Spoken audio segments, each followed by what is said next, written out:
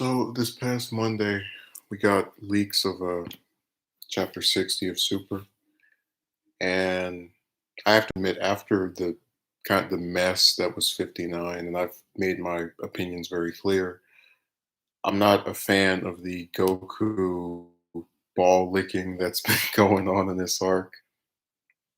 At various points, but I've still given it credit where they've had instances where they've let Piccolo and Boo and these other characters fight. Um, I just wasn't excited. You know, leaks were coming out. I figured, hey, well, we might see maybe one or two things that look decent, possibly. And the first panel I can remember being leaked, or when they did the initial sketch images, they were showing more of the Goku versus Moro fight, and I was laughing because I was so sick of that battle and just the two of them going at it over and over again. Um, and then on Monday, when leaks came out, for I guess a second time because the drafts came out like the 13th of this month, we found out that Goku was going to lose, or he was going to at least not win this particular fight with Moro. And if I were to say I was surprised, it would be an understatement because I had gotten used to this kind of cynical view that they're going to have Goku win no matter what. And God forbid we let any other character be the one to challenge Moro and actually have a chance of winning. But it looks like that might actually be happening. So I get really sick of these chapters because we get them once a month, and it seems like they're designed to end with a cliffhanger so that you can go, "Oh my God, I wonder what's going to happen." The thing is, it's a lot easier to put up with cliffhangers when it's just a week to week thing because it's a 7-day interval. Like you're literally asking me to be as excited for or excited to a degree that is similar to the excitement I would have for a show that's coming out weekly for a comic that comes out monthly. So it's like, yeah, uh, you can't wait to see if Vegeta can actually do anything tomorrow. Tune in next time in 30 days. Ugh. But you had a lot of people who were making a big deal about Vegeta using instant transmission. And I was amused by this because I guess only Goku is ever allowed to learn certain moves. Like, God forbid we give another character a power up or some technique that is similar to or of the same identity as the one that he uses. That's just sacrilege. We could never have that happen.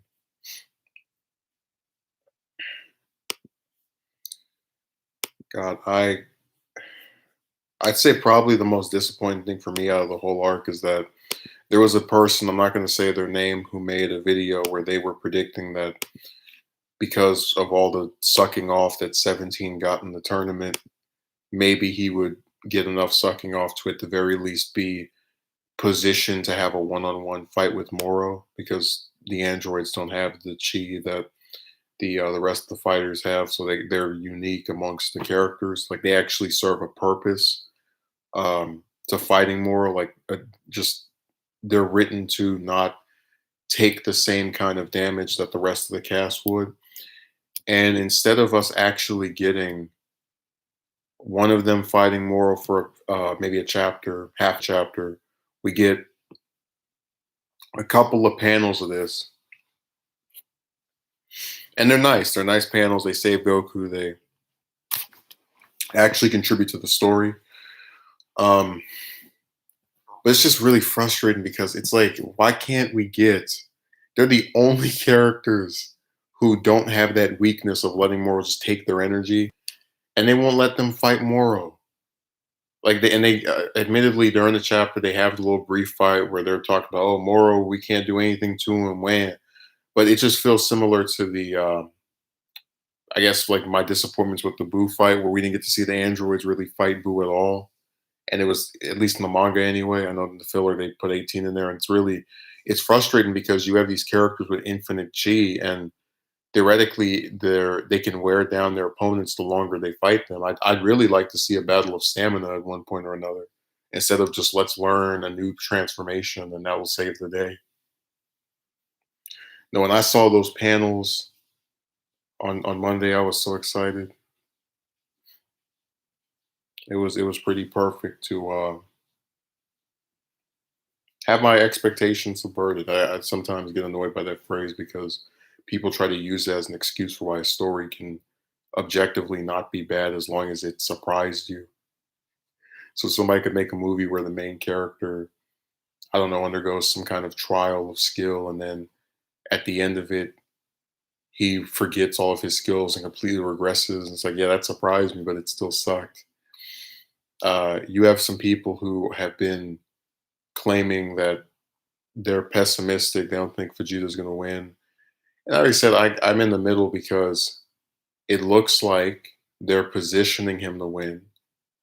Um, Obviously, we don't know how long this arc is going to be because even if they beat Moro next chapter, which I doubt the next chapter is going to be Moro's last appearance, but even if he were to be defeated in the last chapter, in this next chapter, 61, most likely he's still going to be around in some capacity, or like him and his minions are not going to all be defeated next chapter. So there's always that external factor, and I get their pessimism. He was denied a victory against Frieza, just for the hell of stroking off Goku again. He was denied a possible tournament victory, winning his first tournament ever against Hit. I get it. Really, every arc of Super, you could argue, they've made, like, just from a character standpoint, Vegeta's had a reason to at least be a viable candidate to have win the fight.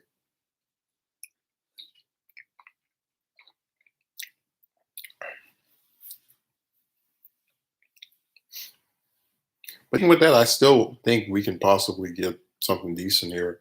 It just kind of sucks that they play the bait and switch. Like, we get these leaks, I'm like, oh man, we're gonna get at least a couple pages of Vegeta fighting Moro, and then nothing at all. Like, we see him turn into this form.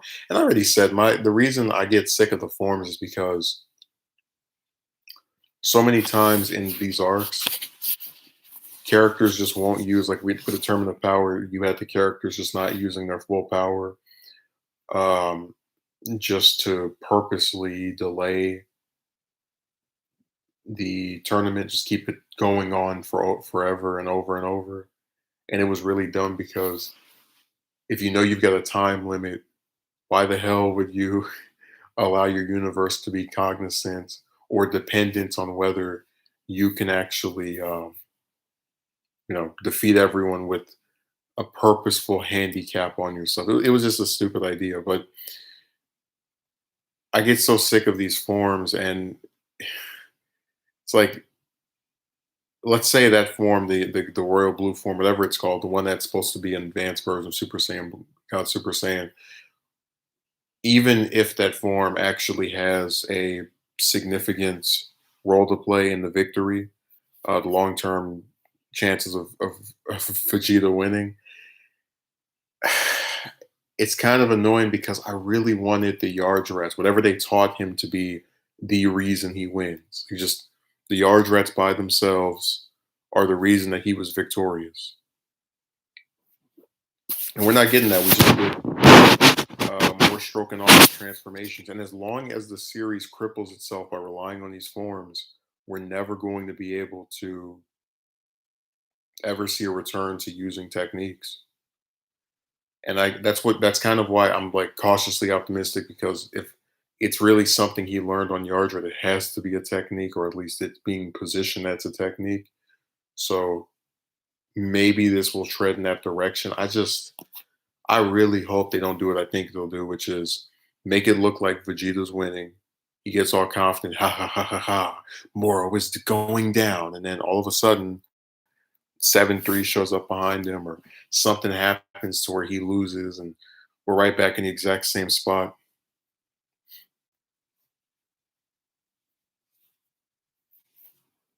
Oh, this arc has just been such a. It's had so many things I like, but then you also have to factor in the stuff that I'm not really a fan of.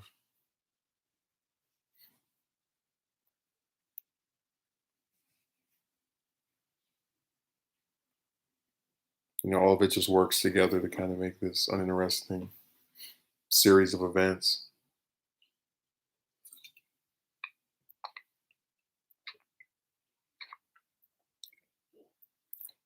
And people kind of have shown they don't really care. Um, I was looking at some of the reactions to the initial leaks of the panels on Twitter, and a couple of people, one guy in particular, me and him agreed. We were like, "Yeah, go away, Vegeta. Go away, Goku. Let Vegeta go away with the victory." And then there was somebody else who posted a meme of all the times Vegeta smiles before he fights a villain. And I'm just thinking to myself, it's like, do you really believe that, let's say if he were to win in like this fight, we're supposed to judge whether he can win based off of him making a facial expression? So I'm saying they don't even care. They just say random stuff. They're like, well, this has to be the case because look at Vegeta's face. So I said Dragon Ball fans are like these really like frustrating people to deal with because they say things that, I mean, like you never see that stuff done for other characters where they're like, every time this person thought they were going to win and they smiled, they lost. So now that he's smiled in this panel, that automatically means he's going to lose in the next chapter, even though we have no evidence of this. We're just going to say it because we feel like it. It's just, oh my God. And people are okay with writing that kind of crap, which is very aggravating to say the least. But what's the old adage that you can't teach an old dog new tricks? So every time you try to, tell the Dragon Ball guys, hey, maybe they finally listened and are going to allow Vegeta to beat the main villain at least one time in the 30 plus years of him being a character in the series, and they still just they don't want to buy it.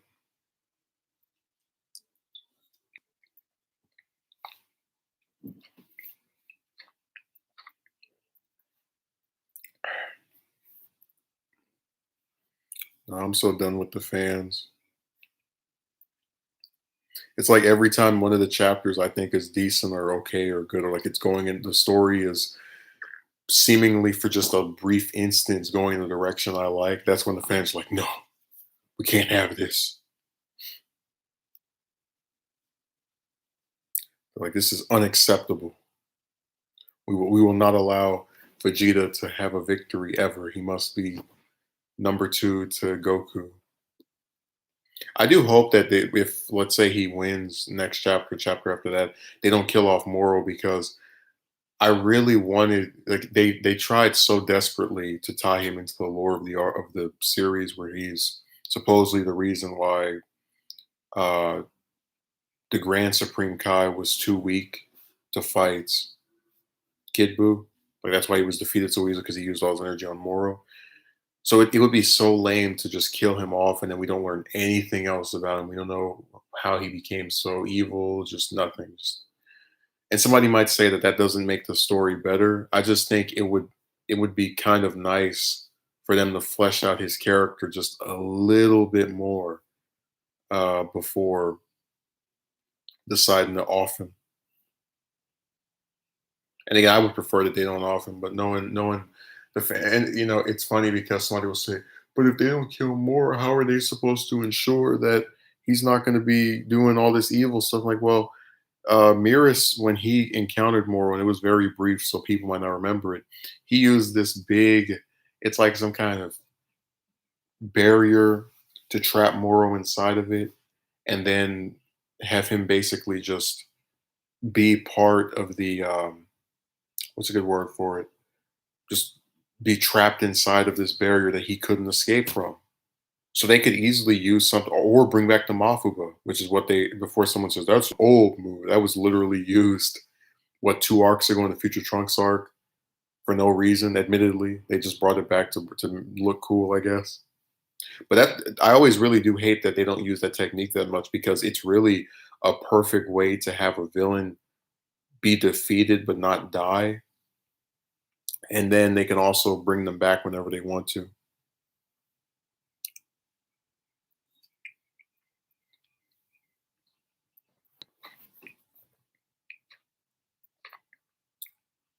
It's just really a shame that all the rest of the group is just being they were just bystanders in this chapter. Like the main star was Vegeta. There was a little cool peak scene of 17 and 18, but to have Gohan and Piccolo go, well, I guess Moro's going to get our energy if we fight him, so let's just stand here like peons and let the androids do the dirty work for us. I don't know who thought that was a good idea. Well, I do know who thought it was a good idea, Toyotaro. It sucks too. Like every time they do something decent, they just screw it up. Like, and before someone says, "Oh, well, you don't have to," they didn't have to have the Saiyans, excuse me, rather have Piccolo and Gohan get involved for the story to be good. I agree, but create a scenario where, like, if those characters aren't going to get used to actually help out in the fight, why are they there? I don't think I'm really asking for anything crazy. I'm just simply requesting that if a story continuously tries to get me to believe the characters that are there are important, or that I should care about them, or I should be concerned with their, I guess, well-being or status within the story. I don't know why they can't just make the character actually do something. See, my perfect ending for this arc, and I know I'm not going to get it, is Vegeta beating Moro, and then Piccolo or Gohan or the other characters that are there, particularly those two, because we've seen more of them than anybody that's not Goku, helping him to seal or to otherwise trap Moro in this technique of his. Because that way you give the victory to Vegeta, but you also allow for other characters to have a meaningful role in that victory. That's one of the reasons I really like the first, or the not the first Vegeta fight, the Vegeta fight where after it's Goku and Vegeta, Yajirobe, Gohan, and Krillin jump in, because it's just it's always I personally really like a lot of the fights when they're a team effort where all the characters just get together, try to do something, come up with some plan to save the world.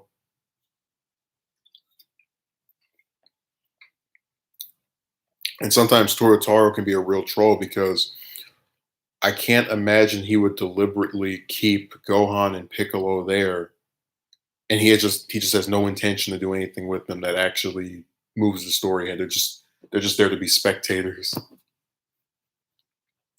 Because even with the Cell arc, which was written by Toriyama, obviously, but even with that, they had the rest of the characters being at the Cell games had a purpose, which was to have them get beat up by Cell, so he could test how upset Gohan would get that his friends were getting basically murdered in front of his eyes or slowly murdered, and then see if that could make him transform. People don't care; they just decide to, make these shows seem like they're great or something. This arc has a lot of potential, and I guess because it's had so many parts I like so far, there are some people who would say maybe you should just say the arc is good, be done. Like my biggest problem with doing that is the ending still matters. Like if the Future Trunks arc ended with Trunks beating Zamasu and then his timeline gets restored, even if I don't think if I think they made Trunks too strong in too small amount of time, that's still an ending I can wrap myself around because the core idea of you tried so hard and kept on pushing and whatnot, like that would resonate with that potential ending instead of what we actually got.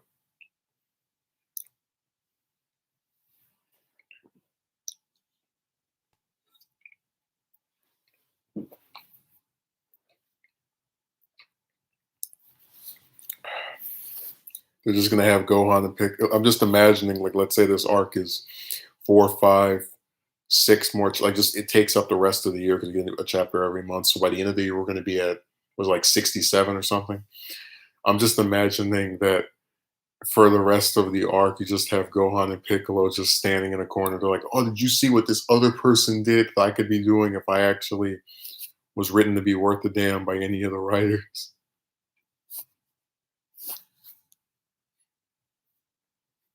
It's like that's too bad. That sucks.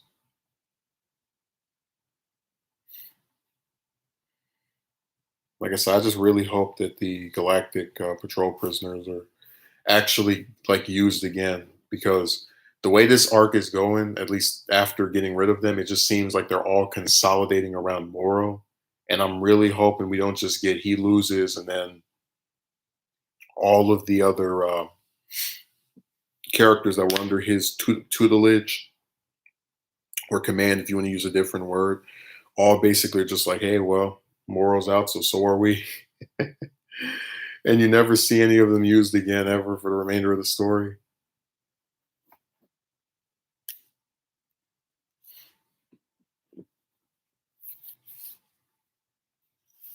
Just but I've said before, Dragon Ball has a thing where they like to waste characters. Like really, out of all the Galactic Patrol prisoners, the only two that got focused on were Saganbo, which is the one that died when Goku showed up and fought him in his overpowered, buffed up, roid rage form. Uh, but yeah, outside of him, 7-3, and then more like those are the top three. Everybody else, you're lucky if you get one scene in this arc.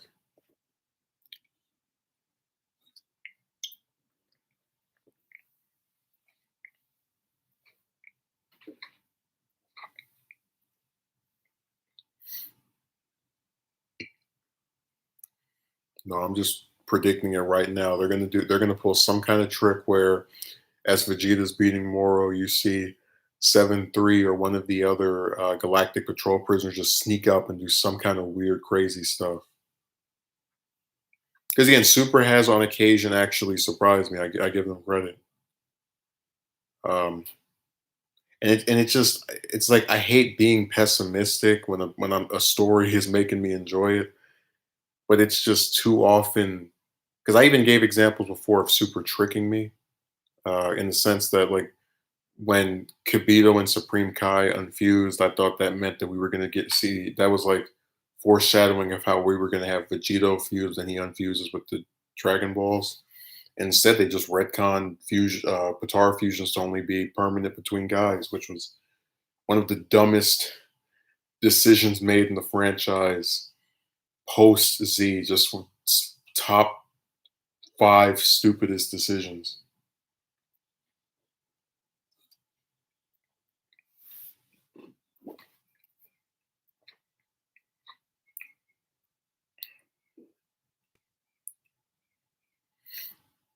It's all bad.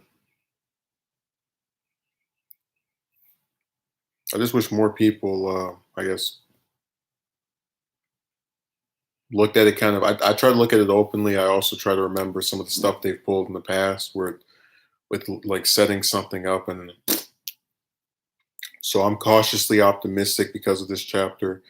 I would say it was mostly good, with the exception of I just think that Goku and Moro fight was just they just drag that out to make sure that the ending is Vegeta arriving and bracing to attack Moro instead of showing us a little bit to kind of, I guess, not necessarily feed us until next month, but basically just kind of what's a good word for it? Be an appetizer for the main course that's going to be the next chapter of this fight, which I am looking forward to. I wasn't looking forward to this chapter because 59 was kind of boring to me. Oh, Goku was fighting with this stupid Ultra Instinct form that loses every time it gets pulled out, except in the video game like Fighters where they rig it on purpose to be better than everything else so you can buy it instead of getting just downloading the whole damn game with it instead of by itself. I still can't get over the love for Ultra Instinct. It's just like to me, it's just a boring gray hair version of Super Saiyan. That's baby Super Saiyan. Remember, baby had gray hair.